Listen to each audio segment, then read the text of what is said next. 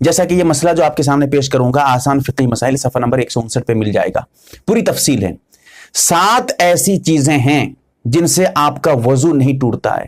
لیکن لوگ یہ سمجھ رہے ہیں کہ وضو ٹوٹ گیا ہمارا، ایسا نہیں ہے۔ اب اس ویڈیو میں ذرا سمجھ لیجیے گا۔ نمبر 1،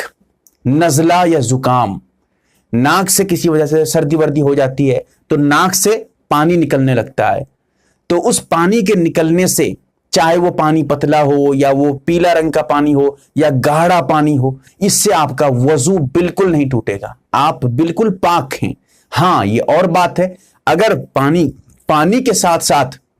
ناک سے خون بھی آنے لگے پھر مسئلہ دوسرا ہے، ٹھیک ہے۔ نمبر 2، وضو کرنے کے بعد کھانے پینے سے آپ کا وضو نہیں ٹوٹتا ہے،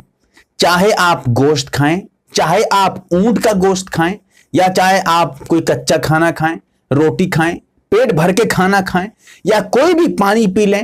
پانی کسی طرح کا پانی، شربت پئیں یا پانی پئیں، یا پھر آپ کوئی بھی کھانا پینا کریں، اس سے آپ کا وضو بالکل نہیں ٹوٹتا ہے۔ ہاں لیکن ایک بات اور ہے، اگر کوئی بدبودار چیز ہے جیسے پیاز ہے، لہسن ہے، اگر یہ کھائے ہوئے ہیں، منہ سے ایک طریقے کا جو ہے ایک طریقے کی بو آ رہی ہے، تو ایسی صورت میں آپ اس بو کو دور کریں، منہ صاف کریں، پھر نماز پڑھیں، کوئی بات نہیں، وضو لیکن آپ کا نہیں ٹوٹا، آپ ناپاک نہیں ہوئے، ٹھیک ہے۔ اور نمبر 3، برہنہ ہونے سے یا پھر برہنہ جسم دیکھ لینے سے یا اپنا دیکھنے سے یا کسی اور کا، ایک ابھی اللہ تفصیل باتیں کر رہا ہوں۔ سب سے پہلی بات، برہنہ ہونے سے کپڑا بدل رہا ہے، وضو کرنے کے بعد عورت کپڑا بدلی ہے، مرد کپڑا بدلا ہے، کپڑا چینج کیا ہے، بالکل برہنہ پورے کپڑے اتار دیا، دوسرا کپڑا پہنا، کوئی بات نہیں، اس سے آپ کا وضو نہیں ٹوٹا، وضو بالکل ابھی بھی باقی ہے آپ کا۔ اسی طرح دوسرے کا جسم سطر دیکھ لیا، اپنا سطر دیکھا تو کوئی دقت نہیں، دوسرے کا سطر دیکھا،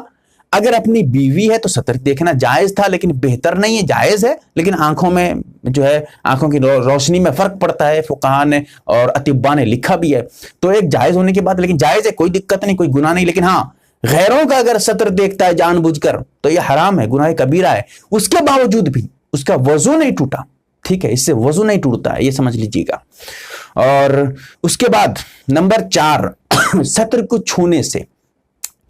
اب اپنا سطر ہے، چاہے کپڑے کے اوپر سے چھوئے یا بنا کپڑے کے ڈائریکٹ چھوئے، اس سے بھی چاہے اگلی شرمگاہ ہو یا پچھلی شرمگاہ ہو یا عورت کا سینہ ہو، چھاتی ہو، اس سے وضو بالکل نہیں ٹوٹتا ہے۔ اگر دوسرے کی شرمگاہ کو چھو رہا ہے، ایسی صورت میں اگر اس طرح چھو رہا ہے، اپنی بیوی ہے تو جائز ہے، کوئی گناہ نہیں ہے، اس سے بھی وضو نہیں ٹوٹا، لیکن ہاں اگر کسی غیر بیوی کے علاوہ کسی اور کی سطر کو چھو رہا ہے، چھوٹا سا بچہ 2 مہینہ 4 مہینہ کا، اس کی بات دوسری ہے، لیکن شہوت کے ساتھ جس کو دیکھا جا رہا ہے اس کے بارے میں کہہ رہا ہوں، اگر اس کو چھو رہا ہے تو حرام ہے، گناہ کبیرہ ہے، یاد رکھیے گا دوسرے کے سطر کو چھونا، لہٰذا اس طرح حرام کام ہوا لیکن اس کے باوجود بھی وضو نہیں ٹوٹا،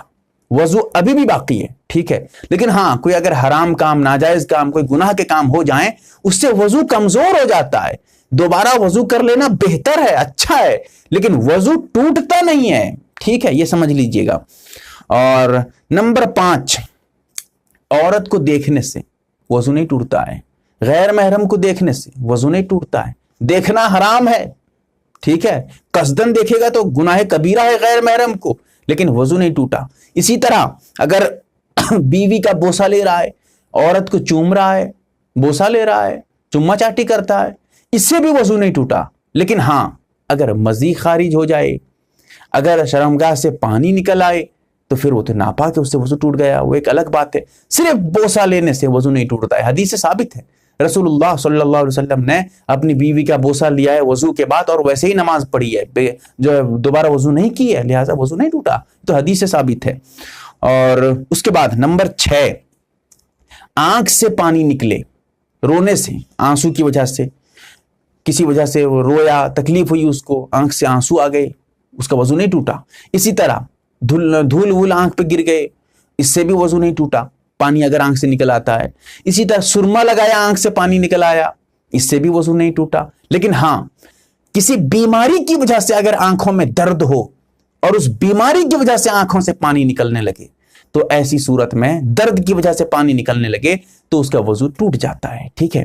اور نمبر 7، नापाकी को छूने से या नापाकी के लग जाने से। मिसाल के तौर पे छोटा सा बच्चा पैखाना कर दिया था,